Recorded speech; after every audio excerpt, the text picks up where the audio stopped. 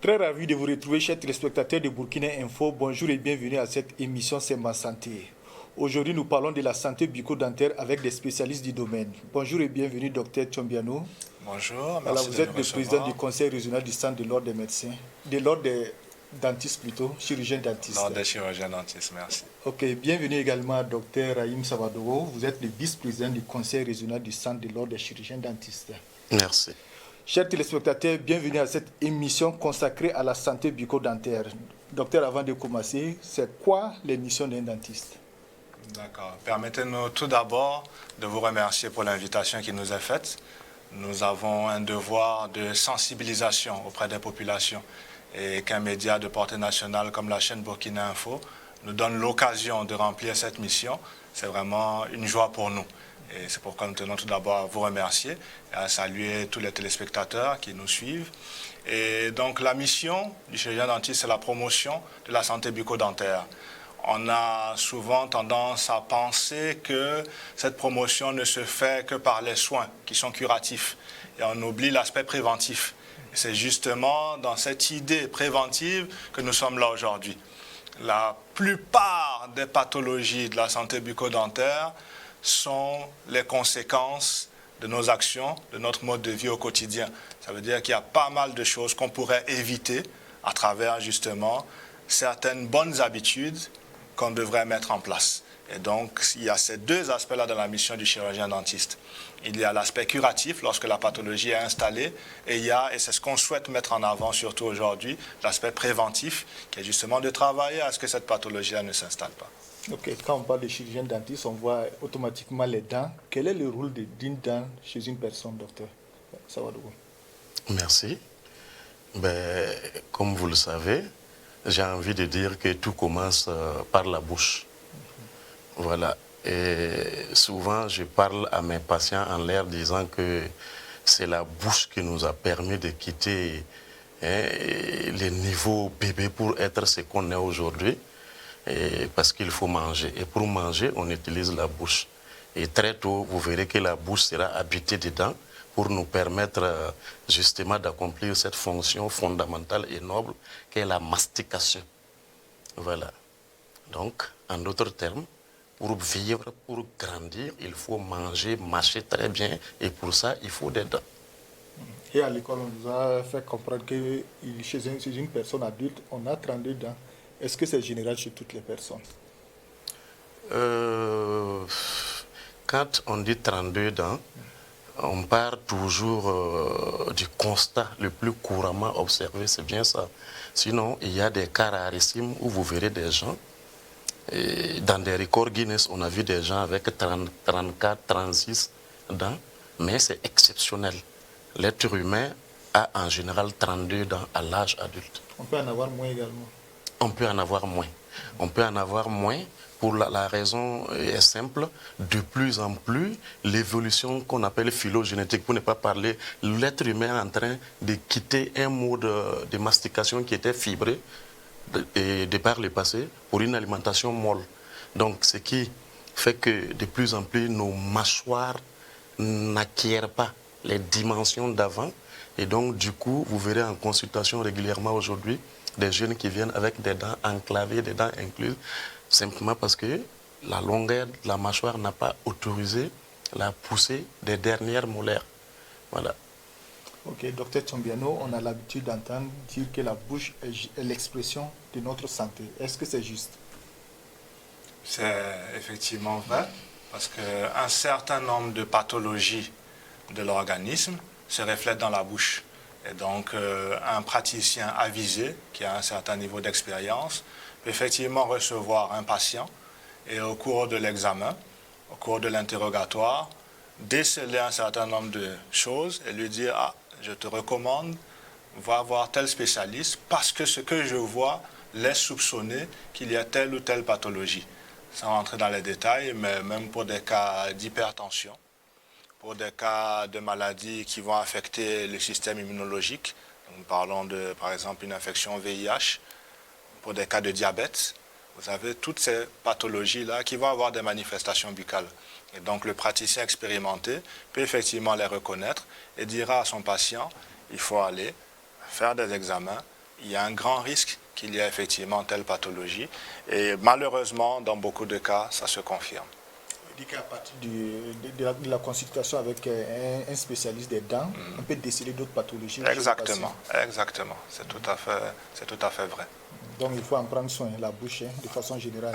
Parfaitement, parfaitement. C'est quelque chose qu'on néglige jusqu'au moment là où le problème s'installe. Et en ce moment-là, les gens viennent vous voir et vous disent vraiment, je n'ai jamais imaginé que je pouvais avoir aussi mal. Parce que malheureusement, les gens viennent essentiellement pour la douleur. Mais il fut un temps là où l'OMS avait essayé de classer les douleurs de l'organisme en termes d'intensité à leur paroxysme. On avait en premier la douleur de l'accouchement, deuxième le calcul rénal et troisième la douleur dentaire. Quand on parle de santé bucco-dentaire, est-ce que uniquement les dents ou bien tout ce qui se retrouve dans la bouche? Tout ce qui se retrouve dans la bouche. Voilà. Tout ce qui retrouve Donc dans la langue et autres. Exactement, la langue, la gencive, tous ces tissus-là font partie de la cavité buccale. Il faut en prendre soin et ils sont tous liés. Ils sont tous liés. Ok, docteur Savadoro, quel est l'état des lieux de la santé bucco-dentaire au Burkina? Merci. J'ai envie de dire que nous venons de loin. Et nous sommes dans un pays, entre guillemets, à revenu intermédiaire, où on n'a pas toujours les éléments nécessaires pour travailler, j'ai envie de dire. Et jusqu'à un passé récent, vous ne pouvez pas comptabiliser plus de 100 dentistes au Burkina. Donc imaginez un peu 100 dentistes qui s'occupent d'environ 20 millions de Burkinabés. C'est pas évident. Donc du coup, souvent on est souvent résumé à notre rôle curatif, parce que n'ayant pas vraiment le temps nécessaire pour sortir comme nous faisons aujourd'hui pour une sensibilisation. Voilà. Mais de plus en plus, on va saluer l'effort des gouvernants qui ont fait de telle sorte qu'aujourd'hui nous avons une faculté dentaire qui produit des dentistes made in Burkina, comme on aime dire. Et donc à partir de là, de plus en plus, l'offre se fait ressentir. Et il y a de plus en plus des installations de structures dentaires dans les régions, et qui fait que, bon, on évite rarement maintenant les cas ultimes où souvent des patients venaient des régions avec des tableaux dramatiques. Voilà, tout qu'on fait. Et cet état des lieux, si en tout cas on veut, il reste encore pas mal de choses à faire pour élever, n'est-ce pas, le niveau de notre plateau technique, pour permettre aux dentistes d'être vraiment au cœur de la santé bucco-dentaire. Voilà. Et docteur, est-ce que c'est le même cas dans les centres de santé où vous exercez? Est-ce que les gens prennent soin de leur bouche, de leurs dents, de façon générale? De plus en plus. De plus en plus. J'ai 18 ans d'expérience maintenant. Et au moment où j'ai commencé, effectivement, il y avait de ces situations-là où on voyait véritablement que les personnes ne faisaient pas d'efforts. Et les gens venaient en consultation quand vous leur disiez « oui, nous avons vu effectivement la dent, tel problème, nous allons la soigner », on vous répondait « je préfère qu'on l'enlève ». Et il fallait prendre tout un temps pour expliquer. Ça, c'était à cause de la douleur? À cause de la douleur, mais aussi parce que les personnes ne valorisaient pas la dent. C'est surtout ça, parce qu'il y a beaucoup de cas, là, vous allez dire effectivement à la personne, nous allons faire des soins sur un certain nombre de séances, mais déjà après la première séance, vous allez être soulagé. Et l'extraction, vous avez une plaie dans la bouche, ça prend quand même quelques jours pour que les douleurs disparaissent. Donc vous avez plus ou moins la même situation, mais l'idée simplement de devoir venir plusieurs fois, pour quelqu'un qui ne valorisait pas ses dents, il vous dit non, je préfère qu'on l'enlève. Et c'est vous maintenant qui prenez beaucoup de temps et beaucoup de pédagogie pour lui dire non, il ne faut pas l'enlever, on va la soigner, vous allez la perdre, voilà toutes les conséquences que ça va impliquer, que vous n'imaginez pas, voilà tout ce que vous allez perdre, les autres dents vont commencer à migrer, vous allez perdre parce que les dents aussi nous servent pour l'élocution, pour parler, donc quand vous allez parler en fonction du positionnement de la dent, ça sera différent, vous allez commencer peut-être à postillonner, il y a tout un tas de situations, et finalement les gens comprenaient, et dans beaucoup de cas, mais aujourd'hui, cet effort-là, vous n'avez plus véritablement besoin de le faire. Les gens viennent effectivement avec l'idée de sauver leurs dents. La plupart, ce sont des femmes, hein, parce que les hommes prennent de moins en moins soin de leurs dents. Non, même à ce niveau aussi, il y a une évolution. Oui, peut-être qu'on dira la plupart, c'est encore les femmes. Les centres de santé. Oui, mais les hommes viennent de plus en plus. Les hommes viennent de plus en plus. Mais effectivement, on dira quand même qu'il y a une majorité de femmes. Okay. Ouais, docteur, comment prendre soin de ces dents? Comment prendre soin? C'est une grande question. Bon, pour faire simple, hein, il faut déjà instaurer une hygiène personnelle pour ces dents. Et en l'occurrence, on ne demande pas la mère à boire aux gens. On demande de se brosser. Se brosser au moins 2 fois par jour, après les repas principalement. Et maintenant, l'aspect là où nous on doit vraiment s'apaisantir, c'est surtout comment bien se brosser. Parce que la plupart du temps, vous demanderez aux gens qui disent non, et pourtant je me brosse. Voilà. Donc nous, en fait, notre combat, c'est de faire savoir quelle est la bonne technique, quelle est la bonne pâte à utiliser, quelle est la, comment dirais-je, les bons moments pour que ce brossage soit efficace. Donc ça, c'est la première des choses. Et la deuxième des choses, il faut être, comme on le dit, odonto-conscient. Odonto-conscient, c'est quoi? Être conscient que la bouche a une valeur. La bouche, comme nous on aime le dire, représente votre personnalité. La bouche que vous présentez, on vous accueille comme ça. Vous présentez une bouche édentée, c'est comme ça l'environnement immédiat vous reçoit. Une bouche bien propre, bien blanche, c'est comme ça on vous donne aussi une importance. Donc la bouche représente votre personnalité.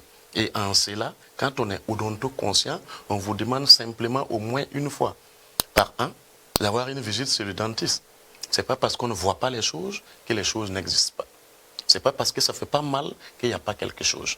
Secondo, il y a ce qu'on appelle le détartrage, que certains ne savent pas, mais le détartrage consiste à décoller justement ces plaques encastrées dans les dents qui entraînent l'air, qui les abîme, mais que la brosse ne peut plus enlever. C'est ce qui va apparaître sur l'image comme ça. Exactement.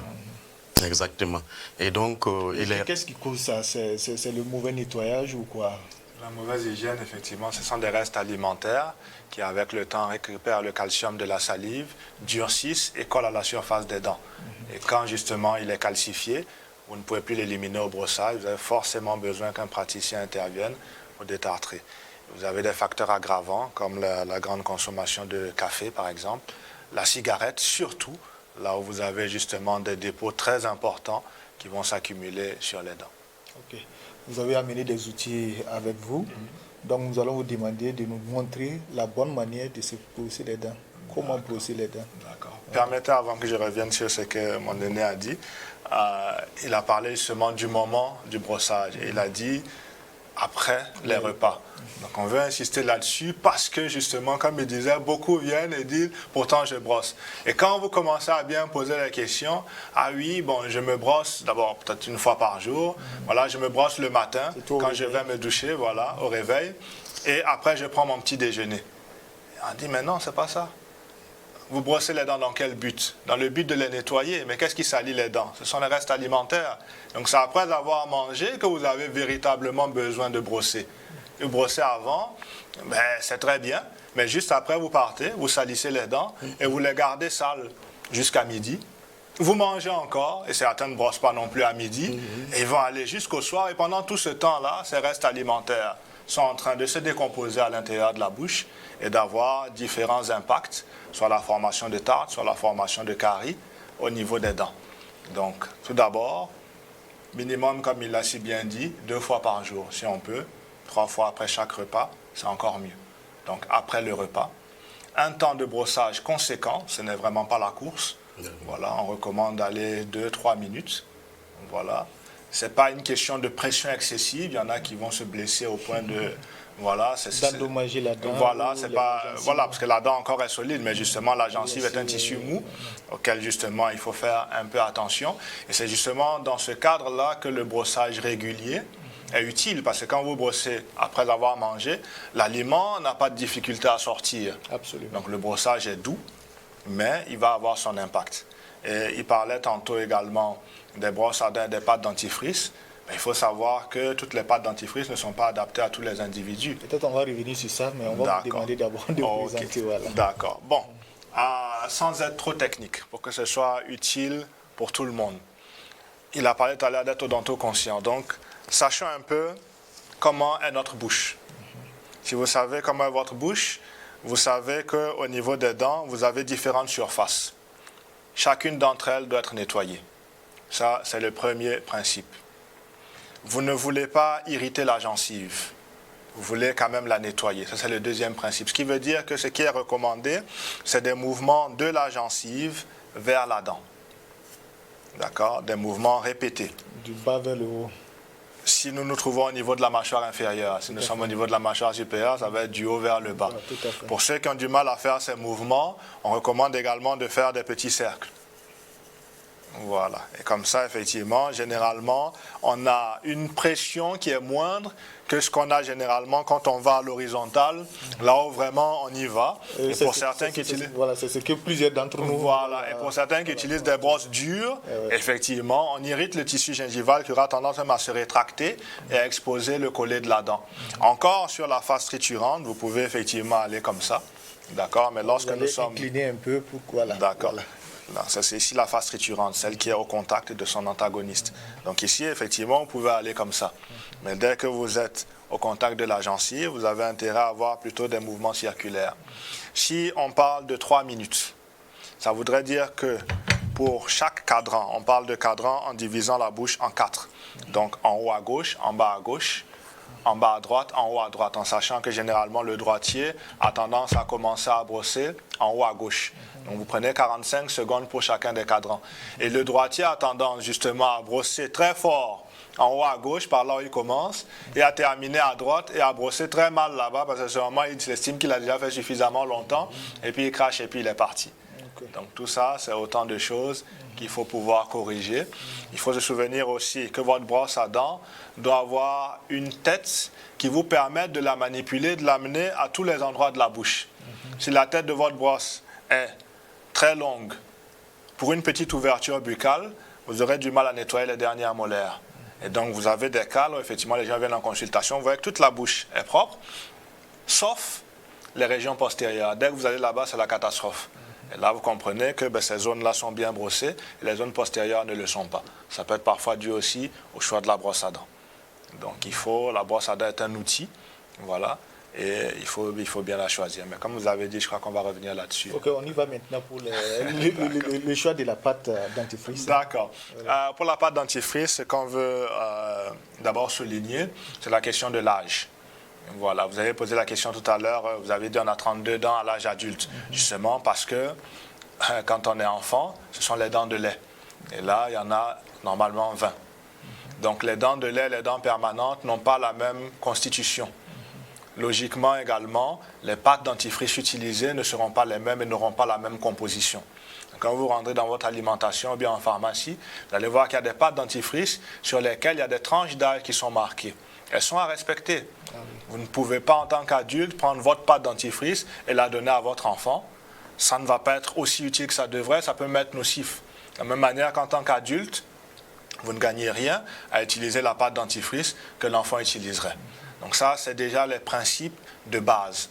Après, il peut exister des pâtes dentifrice spécialisées pour des patients qui ont des problèmes gingivaux, pour des patients qui ont des problèmes de sensibilité dentaire. Ce sont des pâtes dentifrice qu'on trouve plus en pharmacie, même si de plus en plus, dans les grandes surfaces, on en trouve. Après, nous ne pourrions pas aussi omettre de mettre en garde les populations sur les situations de contrefaçon. Et de pâtes dentifrice qui existent aujourd'hui sur le marché, dont on ne connaît nullement l'origine. Ce sont des marques totalement inconnues et on ne sait pas ce qu'il y a à l'intérieur. La pâte dentifrice, ce n'est quand même pas un jouet, c'est un produit de consommation quotidienne. Elle doit répondre à certaines normes. Et les pâtes, normalement, justement, répondent à ces normes pour avoir l'utilité sans pour autant être nocive aux patients. Et lorsque, justement, on s'amuse à prendre certaines choses, nous n'allons pas citer de noms, mais justement, qui ne sont pas homologuées, alors on prend un certain nombre de risques et ça peut avoir certaines conséquences assez surprenantes. Okay. Docteur, on parle souvent de pâte dentifrice fluorée. Voilà, c'est quoi la particularité de cette pâte-là? Quand on parle, le fluor a cette particularité de créer un échange au niveau de la surface dentaire et avec ce qu'on appelle l'hydroxyapatite, on ne va pas aller techniquement, mais quand on utilise des pâtes dentifrice fluorées au bon moment, on renforce la solidité de son émail. Voilà. Là où je voulais aussi rebondir un peu ou plutôt ajouter, c'est que en tant que habitant d'un pays à revenu modéré, j'ai envie de dire que Burkina Info couvre des localités lointaines. Il ne faut pas tout le temps qu'on fasse la promotion uniquement de la pâte dentifrice en occultant notre bâton magique. Parce que, en tout cas, je viens d'un pays où on fait la promotion de ce qu'on appelle en moré les rawapataga. Le cure-dent. Voilà, le cure-dent, qui, s'il est bien utilisé aussi, donne de bons résultats. Je ne sais pas si vous avez affaire à des gens qui utilisent bien le cure-dent, et les mauvaises odeurs, les grands dépôts. Voilà, donc c'est pas évident que tout le monde, où qu'il soit, puisse payer, en tout cas, parce que notre public, c'est le Burkina Faso. Ce n'est pas la population urbaine, mais en tout cas, si chacun pouvait faire l'effort d'avoir une pâte, il n'y a rien de tel, mais on n'occulte pas que l'utilisation également du cure-dent n'est pas mauvaise. Est-ce que ça n'endommage pas souvent la gencive? Parce que comme c'est un peu pointu... Vous remarquerez qu'ils aplatissent toujours la partie pour que ça devienne un peu fibré. Voilà. Mais en toute chose, comme je vous l'ai dit, hein, c'est l'utilisation qui pose problème. Quand c'est bien utilisé, il n'y a jamais de problème. Voilà. Maintenant, docteur, entre les dents, on voit des gens qui ont des dents blanches, il y a des gens qui ont des dents jaunâtres. Quelle est la couleur exacte même de la dent plutôt? Il n'y a pas de couleur. Les deux passent. Non, il n'y a pas de couleur exacte. Il n'y a pas de couleur exacte. Il y a beaucoup de facteurs au niveau de la génétique et tout. Par contre, vous allez voir vos dents pousser avec une coloration. La coloration avec laquelle elle est venue, c'est la couleur de vos dents. Maintenant, au fur et à mesure de votre vie, si la dent change de couleur, alors là, c'est le résultat de votre hygiène de vie, de ce que vous mangez, de comment vous prenez soin de vos dents. Et là, effectivement, on peut dire que la couleur n'est pas bonne. Voilà. Maintenant, il y a les questions esthétiques. Je suis né, les dents sont venues avec telle couleur, je ne suis pas satisfait de cette couleur. Ça, c'est autre chose. Mais on ne dira pas que ce n'est pas une bonne couleur. Voilà. On ne peut pas dire qu'il y a une couleur standard. Chacun a une couleur de dents qui lui est propre. Voilà. Mais cette couleur-là peut être altérée par un certain nombre de facteurs. On parlait de l'hygiène bucco-dentaire, on parle de la cigarette, voilà, forte consommation de thé, de café, quand les dents ne sont pas bien brossées. Voilà, donc c'est pas interdit de prendre son thé et tout, mais il faut avoir une bonne hygiène également, sinon à la longue, vous allez avoir des taches qui vont apparaître sur les dents. Okay. Donc, pour le nettoyage de la bouche et de la dent particulièrement, il y a des gens qui utilisent certains éléments, à savoir le sodium ou du charbon même. Est-ce que ces éléments-là sont indiqués? En toute chose, c'est comme je dis, un produit, quand il est fabriqué, surtout des produits à visée de nettoyage, tout et tout, obéissent à certaines concentrations. Et donc, c'est pour ça qu'il est toujours bon d'aller chez les professionnels pour avoir de bonnes recommandations. Voilà. Nous, au cabinet, nous utilisions effectivement, pour des raisons thérapeutiques, et pas de blanchiment forcément, et les bicarbonates de soude, les bicarbonates de sodium, qui ont un effet blanchissant. Mais si l'individu lambda va prendre ces mêmes produits à des concentrations très élevées, on peut avoir plus de dommages. En fait, les résultats immédiats, c'est ce que vous recherchez. Mais en même temps, ça peut s'accompagner également de ce que vous n'y attendez pas, à savoir des hypersensibilités dentaires, des irritations muqueuses, etc. etc. Voilà. Et docteur, il y a d'autres qui utilisent du citron pour ça. Oui. En fait, comme Léné le disait tout à l'heure, quand vous prenez le bicarbonate, il va nettoyer effectivement, mais selon la granulation, si la granulation n'est pas adéquate, il est également très abrasif. Donc en fait, il va petit à petit éliminer même une portion de l'émail de la dent. C'est cette portion-là justement qui avait reçu les pigments alimentaires qui étaient tachés. Mais effectivement, vous dites, ah, j'ai blanchi mes dents. Mais comme il a dit, vous avez en fait enlevé une portion de la couche qui protégeait la dent. Résultat à terme, sensibilité. Le citron, pareil, c'est quelque chose qui est acide. Vous allez utiliser, justement, qu'est-ce qui se passe dans la formation de la carie? C'est parce qu'il y a des bactéries dans la bouche qui, face au reste alimentaire que vous n'avez pas brossé, vont justement produire des acides qui vont attaquer la dent et provoquer la carie. Donc vous prenez justement quelque chose de très acide que vous allez mettre sur vos dents. Vous pouvez avoir un résultat à court terme intéressant, mais à moyen, à long terme, vous allez forcément le regretter. Donc encore une fois, comme il le disait, il vaut mieux prendre la bonne information. Voilà, c'est justement comme il disait, le bicarbonate qui est utilisé chez le chirurgien dentiste n'est pas celui qu'on vend sur le marché. Sa granulation, elle est différente. C'est fait justement pour nettoyer sans avoir cet effet collatéral abrasif qu'aurait l'autre bicarbonate que vous trouvez en alimentation, même en pharmacie. Ce n'est pas celui-même qui est vendu en pharmacie que le chirurgien dentiste utilise. C'est un qui est purement à usage bucco-dentaire. Voilà, donc il y a toutes ces astuces-là, effectivement, auxquelles les gens recourent. Malheureusement, elles ont des effets collatéraux. Effectivement, vous avez évoqué le cas du blanchiment des dents. Voilà, on voit que c'est un phénomène qui est à la mode actuellement. Qu'est-ce qui justifie cet état de fait? Est-ce que c'est juste pour l'esthétique ou bien il y a d'autres choses qui se cachent derrière ça? Ah non, c'est essentiellement l'esthétique.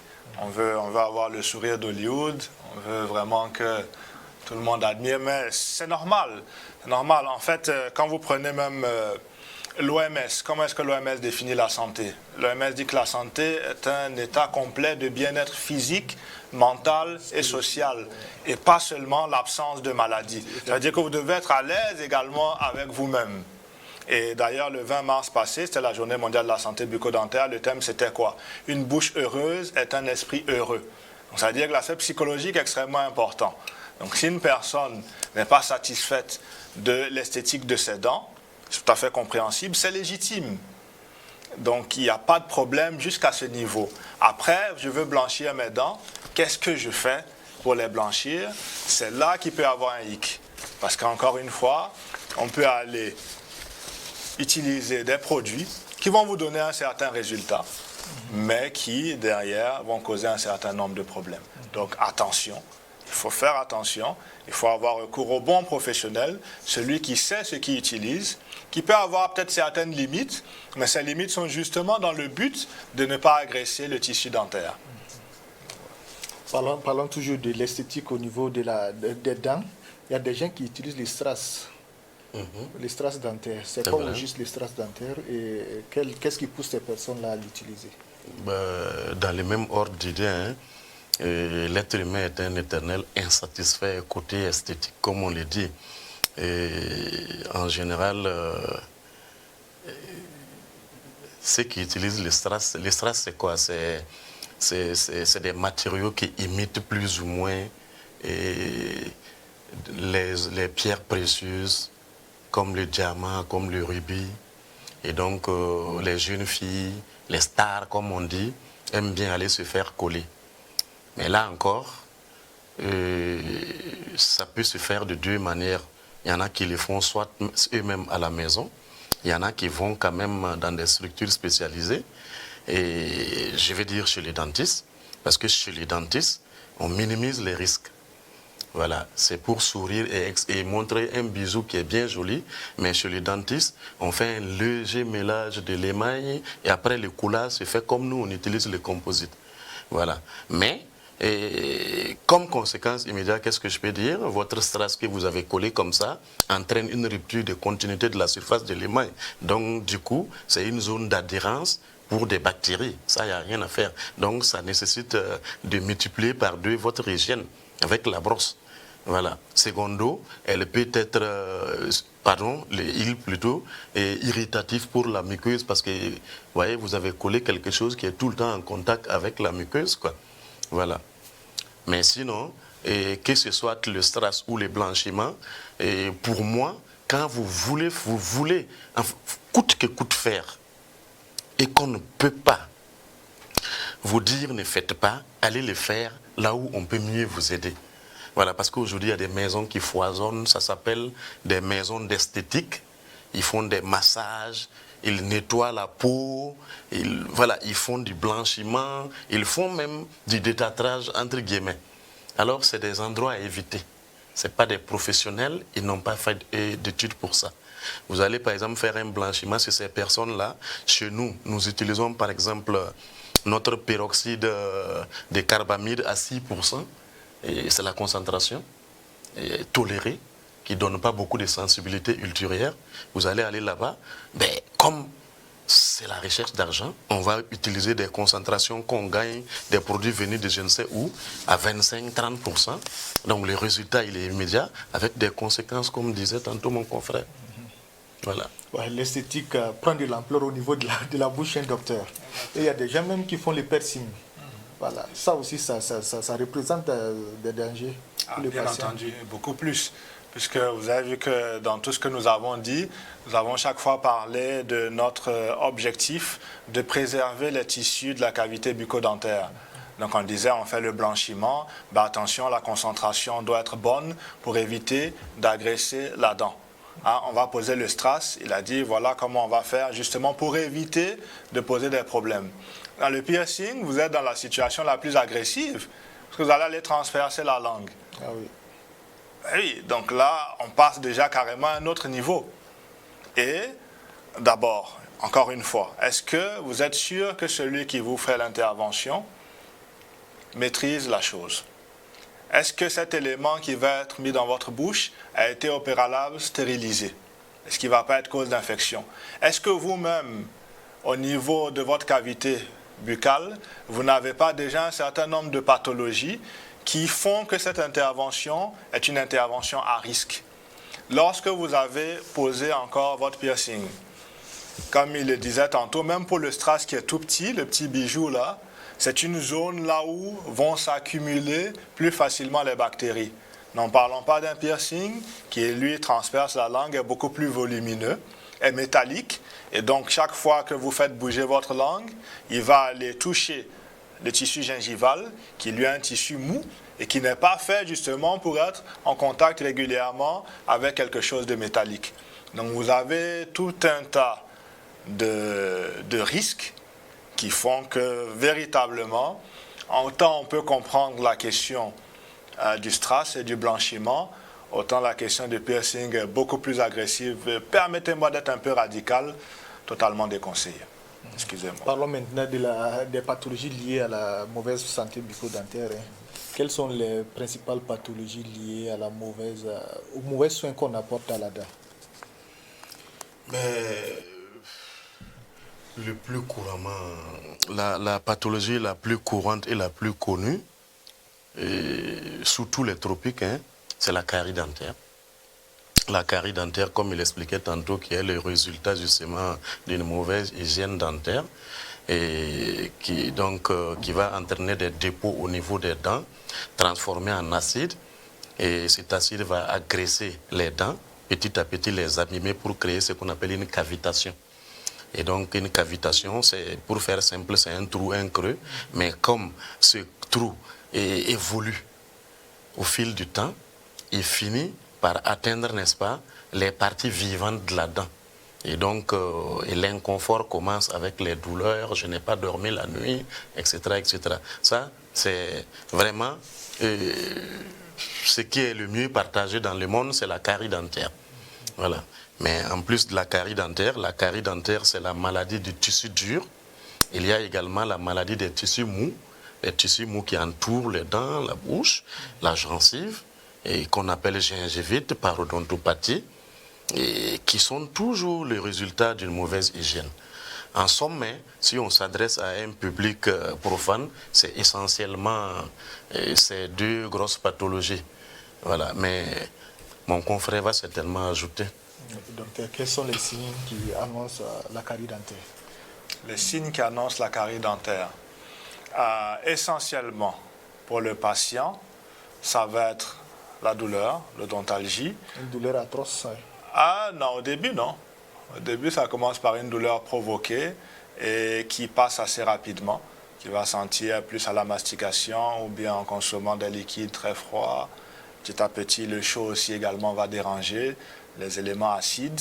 Voilà. Ou parfois, il sent simplement qu'il y a directement une cavité. Voilà, il n'a même pas eu mal, mais il mange et il sent que l'aliment est resté coincé à l'intérieur de la dent. Et il dit, ah, j'ai un trou dans ma dent. Effectivement, c'est la carie dentaire.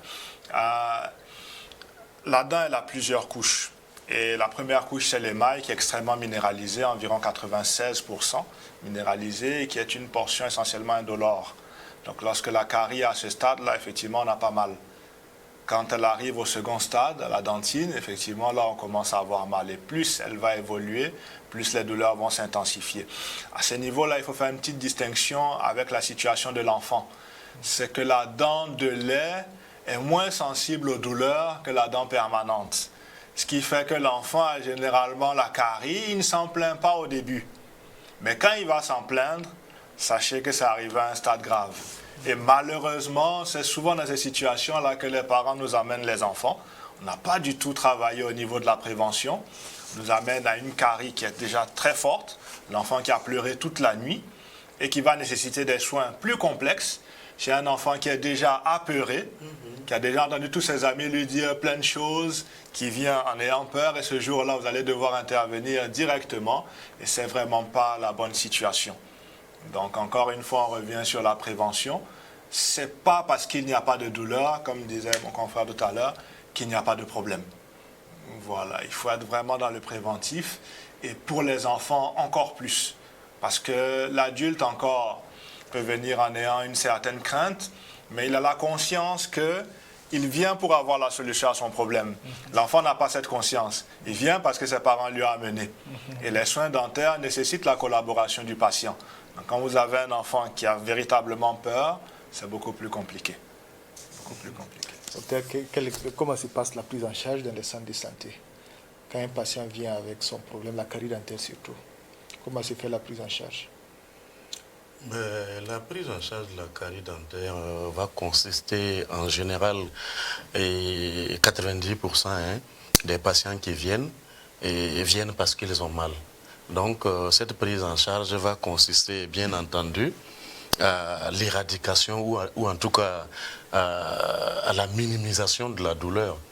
Et donc cela se passe en milieu hospitalier avec un professionnel appelé dentiste. Voilà. Et qui lui seul a le secret et va certainement en fonction des stades de cette carie, parce que la carie a des stades d'évolution. Voilà, donc la prise en charge également va dépendre des différents stades. Un patient qui vient avec une carie, comme il l'a dit, nous on appelle carie de second degré, c'est des caries qui ne vous empêchent pas de dormir, mais qui sont des caries qui entraînent des douleurs provoquées. Donc la prise en charge, elle est différente. Et si le patient vient parce qu'il n'a pas dormi la nuit, ça veut dire qu'on a déjà une atteinte pulpaire, ça veut dire que les nerfs est atteint, la dent est enflammée, il y a une douleur, il y a une prise en charge qui va consister justement à travailler sur ces nerfs-là, de sorte qu'il n'y ait pas de douleur. En tout cas, c'est assez technique, mais l'essentiel, c'est d'aller vers les bonnes structures. Et c'est l'occasion pour nous, parce que nous sommes le bureau, l'ordre régional des chirurgiens dentistes. On profite justement des vocations pour titiller un peu la population et leur dire d'aller toujours aux bons endroits, leur dire quand ils vont au niveau d'une structure de s'assurer qu'ils voient devant eux des tableaux où on a la liste complète de tous les chirurgiens dentistes exerçant dans ce pays, de ne pas aller s'offrir à n'importe qui, parce que c'est souvent la porte ouverte aux complications. Voilà. Et la dent, si on a créé une spécialité, c'est parce qu'elle est complexe. Et donc, on ne fait pas beaucoup d'années pour une dent. Si on fait beaucoup d'années, c'est sa complexité.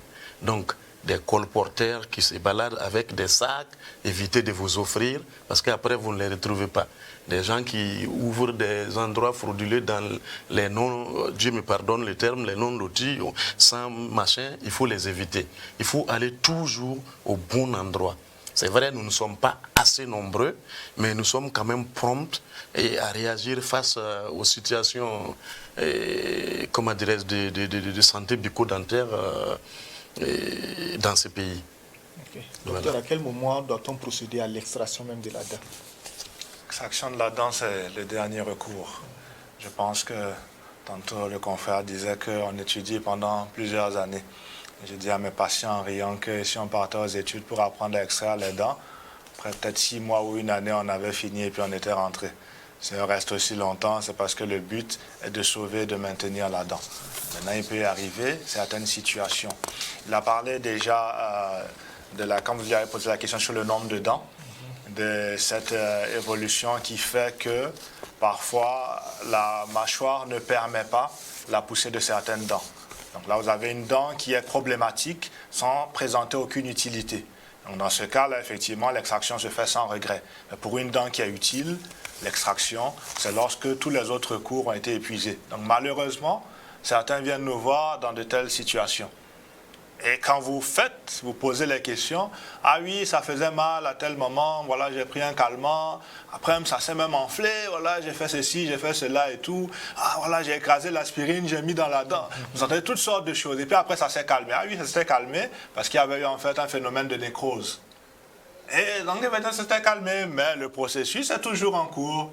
Et après, il vient vous voir, et quand vous regardez l'état de la dent, malheureusement, il n'y a plus rien à faire. Et en ce moment-là, on n'a pas le choix. On est obligé d'avoir recours à l'extraction. Donc l'extraction, c'est le dernier recours. Nous ne sommes pas, c'est vrai, on dit des arracheurs de dents. Non, pas du tout. On n'étudie pas pour ça. On étudie pour maintenir. D'ailleurs, si c'est des arracheurs de dents, ben à terme, on serait tous au chômage parce que ben, vous avez fini d'extraire les dents, il n'y a plus rien à faire. Ce n'est pas du tout le but. Nous sommes là pour sauver et maintenir la dent. Mais parfois, on n'a pas le choix et ça devient effectivement la solution. C'est vrai qu'on n'en parle pas assez. Est-ce que les problèmes des dents peuvent conduire à la perte en vies humaines, à des pertes en vies humaines? Absolument, absolument. Nous avions parlé tantôt de ces situations systémiques donc de l'organisme qui se reflètent en bouche. C'était pour dire en fait que l'organisme est un tout. Et justement, pour un patient qui souffre d'un certain nombre de pathologies, voilà, le diabétique par exemple, le patient qui souffre de cardiopathie, donc de problèmes au niveau du cœur, doit faire extrêmement attention à sa santé bucco-dentaire. Vous avez des situations où le cardiologue doit faire une opération. Il ne va pas opérer sans qu'il n'ait envoyé son patient chez le chirurgien dentiste pour d'abord faire un examen et éliminer tout foyer infectieux. Vous avez la même situation lorsqu'on va faire une pose de prothèse, on appelle une prothèse au niveau des hanches ou bien du genou. Le chirurgien avant, fait une note et il envoie justement son patient. Il dit, va chez le chirurgien dentiste, on va t'examiner, on va s'assurer qu'il n'y a aucun foyer infectieux. Parce que ce foyer infectieux qui est dans ta bouche et que tu estimes minime peut justement être la source d'une prolifération bactérienne qui va interagir et venir à un tel autre niveau de l'organisme et qui peut provoquer effectivement, en dernier recours, malheureusement, même le décès d'un individu. Donc ce ne sont pas des choses à prendre à la légère. Ok, donc, vous voulez ajouter quelque chose? Oui, j'ai répondu parce que justement, ce qu'il a dit, c'est exact, mais en même temps, pour que le public cible comprenne, il faut c'est-à-dire que ceux qui nous écoutent comprennent qu'une carie, c'est un trou. D'accord? Et dans ce trou qui communique avec l'organisme, des bactéries pénètrent également. Et ces bactéries qui pénètrent là regagnent la circulation sanguine. C'est même pour ça que quand vous venez, comme il l'a dit, si au dernier recours, c'est une extraction qu'on doit faire, on fait d'abord ce qu'on appelle une couverture antibiotique. L'antibiotique qu'on donne, c'est un médicament que vous prenez, qui est là, comme un garant pour que quand vous faites l'extraction, les bactéries qui sont censées aller dans le corps puissent être jugulées par l'effet antibiotique. De la même façon, quelqu'un qui est sain peut avoir des problèmes cardiaques à point de départ dentaire pour avoir eu des mauvaises dents qui ont entraîné des bactéries et qui ont amené des bactéries à migrer vers son corps. Des arthrites, on peut citer, il y en a beaucoup. Voilà, donc en fait, je parle comme ça pour que les gens qui nous écoutent comprennent que quand on dit votre dent, soit vous devez l'enlever et ça ne me fait pas mal, ce n'est pas la douleur. C'est toujours, on revient avec notre même phrase, c'est pas parce qu'il n'y a pas de douleur qu'il n'y a pas de problème. C'est pas parce que vous ne voyez pas qu'il n'y a pas de problème. Quand le spécialiste fait injonction de quelque chose, c'est parce qu'il a déjà vu. Voilà, c'est un peu ça. Il y a des situations où on n'a pas forcément, besoin d'enlever, il faut plomber. On parle de plombage. Oui, plombage communément, bien restauration, obturation que je préfère, effectivement. Ben, c'est les soins de la carie. Il a dit tantôt que la carie, pour parler de manière terre à terre et très basique, c'est un trou dans la dent. Voilà, donc le fait de refermer cette cavité, après avoir au préalable éliminé tout le tissu dentaire qui avait été infecté par les micro-organismes, par les bactéries, c'est ça que les gens appellent communément un plombage. Donc, pour dire terre à terre, la dent, elle est nettoyée et refermée. Est-ce qu'il peut arriver des moments où la carie attaque plusieurs dents à la fois? Oui. Qu'est-ce que vous voulez dire par plusieurs dents à la fois? C'est-à-dire que la carie aurait commencé sur une dent, aurait contaminé une autre dent? Par négligence ou par ignorance, la personne n'est pas venue atteindre dans un centre de santé. Au finish, plusieurs dents sont quand même cariées à la fois. Oui, on peut avoir plusieurs dents qui sont cariées. Si justement, parce que les mêmes causes produisent les mêmes effets. Donc, si l'hygiène bucco-dentaire n'est pas bonne, si l'alimentation aussi est une alimentation qui favorise la survenue de caries, donc effectivement, vous pouvez vous retrouver avec 4-5 dents qui ont besoin de soins. Ça peut arriver. Ce qu'on peut aussi ajouter, c'est que par moment, vous allez recevoir un patient qui dit que c'était au départ une carie, après ça a contaminé l'autre, mais on les arrête net en disant les dents ne se contaminent pas. Voilà, donc chaque dent, chaque dent fait son histoire. Okay. Voilà, en même temps, là où je voulais revenir pour qu'on ne passe pas, c'est que quand vous prenez la face, c'est un ensemble d'espaces celluleux. Ce qu'on dit espace celluleux, c'est de la graisse. Donc, pour quelqu'un qui fait une carie au niveau de la mâchoire inférieure, par exemple, il n'est pas rare que vous voyez qu'il vienne bien enflé. Voilà. Simplement parce qu'il y a une migration. De la graisse. Voilà, c'est pas de la graisse, de l'infection autour et à travers les espaces celluleux. Donc, du coup, vous allez souvent retrouver des complications qui font que toute la gorge est enflée. Et même ce qu'on appelle une détresse respiratoire. C'est pour ajouter par rapport aux aux complications pouvant entraîner des décès. Voilà. On va parler également du strass et puis des piercings. Est-ce qu'il y a des pathologies, il y a des cas qui viennent vers vous ou peut-être il y a eu des infections et vous êtes obligé de prendre en charge à travers une mauvaise utilisation des strass et puis du piercing? Le strass, c'est peu courant. C'est peu courant parce qu'effectivement, ça peut entraîner une prolifération bactérienne tout autour, mais ça va généralement, si justement ce n'est pas bien géré, entraîner une carie. Voilà, puisque le strass est posé sur la dent qui est un tissu dur et non pas un tissu mou. Sur la langue, effectivement, là c'est beaucoup plus probable si justement ça n'a pas été bien fait, donc il n'y avait pas une bonne asepsie, c'est-à-dire que les tissus même étaient déjà problématiques, ou bien alors le piercing même qui a été posé lui-même n'a pas été stérilisé. Donc là, effectivement, vous pouvez avoir des situations d'infection. Il va falloir retirer l'élément problématique et effectivement avoir recours à une certaine prise en charge, antibiothérapie et pas mal d'autres choses pour de telles situations. Et il y a des cas où il faut faire l'ablation de la langue.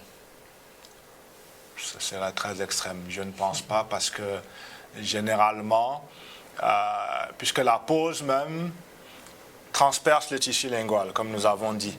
Donc, quand il y a un problème, le patient remarque assez vite, et à moins vraiment d'avoir été extrêmement négligent, il va assez vite courir finalement vers les structures sérieuses qu'il a cherché à éviter pour justement avoir une prise en charge. Ok, on est un peu plus par le temps, on va aller un peu plus vite. On vous remarque souvent, on parle de dent de sagesse. C'est quoi la dent de sagesse et à quel moment elle apparaît? Chez l'humain, nous parlons de génération de dents. Et en général, nous avons une première molaire, une deuxième molaire, une troisième molaire.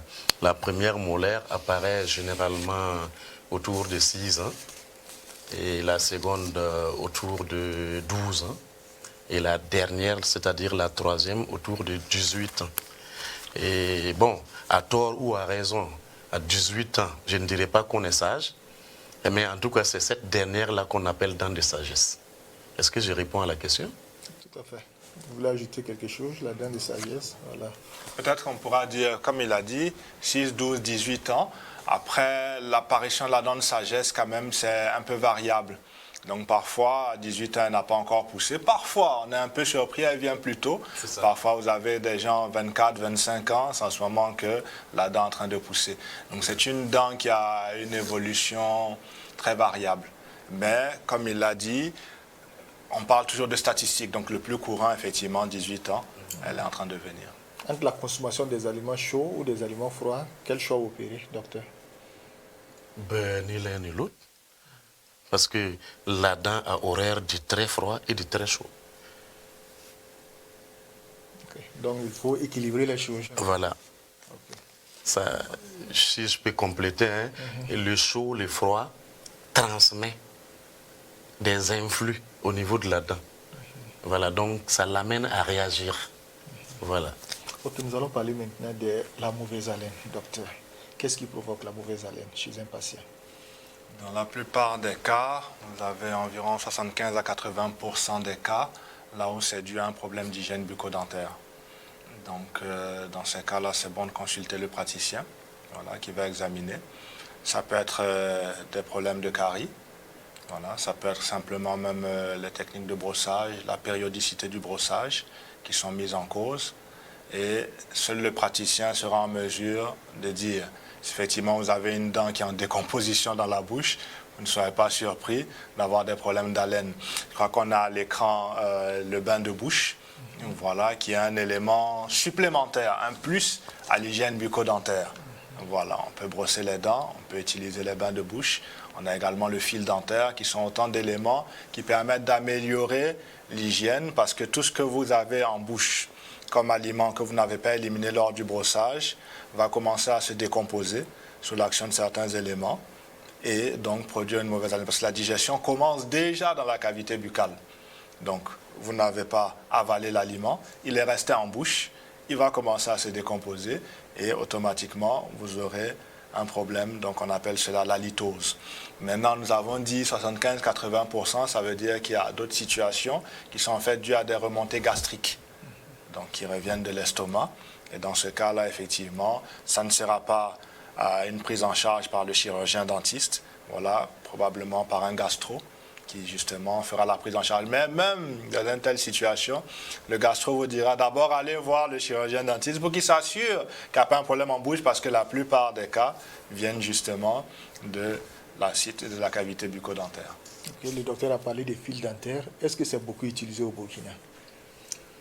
Oh, je ne pense pas que le fil soit courant dans nos habitudes d'hygiène bucco-dentaire parce que c'est à l'image justement, comme je vous l'ai dit, du pays.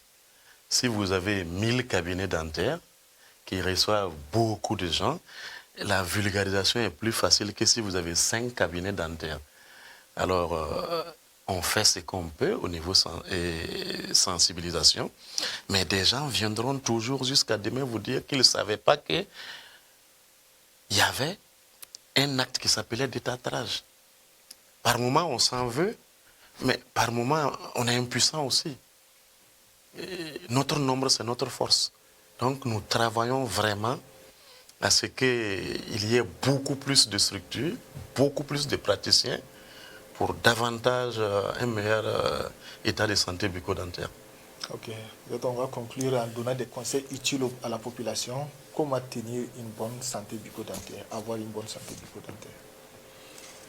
Vous faites attention à votre alimentation. Pas de choses trop sucrées, pas en abondance. Ici, on pourra parler surtout pour les plus jeunes, pour les enfants. Vous avez des maisons là où l'enfant a accès à tout ce qui est bonbons, chocolat, directement. Ce n'est même pas supervisé par un adulte et il en consomme à longueur de journée. Les sucreries, les boissons gazeuses sont très agressives pour les dents parce qu'en plus de la grande quantité de sucre, vous avez l'acidité due au gaz. Et vous avez des enfants de 5 ans, 4 ans qui se baladent avec une grosse bouteille de Fanta rien contre la Burkina, mais qui vont passer toute la journée à boire cela et c'est problématique. Donc l'alimentation, l'hygiène et les contrôles de routine chez le chirurgien dentiste. N'attendez pas d'avoir mal, ça doit être systématique. Exactement. Voilà. Et permettez-moi juste une chose. Certains diront qu'ils ne vont pas parce que c'est coûteux. Il y a les structures publiques. Il n'y a pas que le privé. Il y a les structures publiques. Il faut y aller. Il y en a de plus en plus. Il faut y aller, consulter, prenez soin de votre santé. Ok, c'est tout pour aujourd'hui. Merci à tous pour la constante fidélité au programme de Burkina Info. À la semaine prochaine pour un autre numéro. En attendant, veillons sur notre santé bucco-dentaire.